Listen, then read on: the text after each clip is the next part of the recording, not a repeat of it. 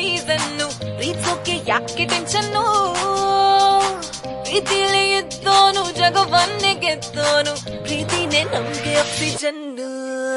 tension ಮಾರೋ ಗೋಲಿ ಬರೆಯೋಣ ಹೊಸ ಸ್ಟೋರಿ ಈ ಜಾತಿ ಭಾಷೆ ತೂರಿ ನಾವೆಲ್ಲ ಒಂದಾಗ್ ಸೇರಿ ಚಿಂತೆ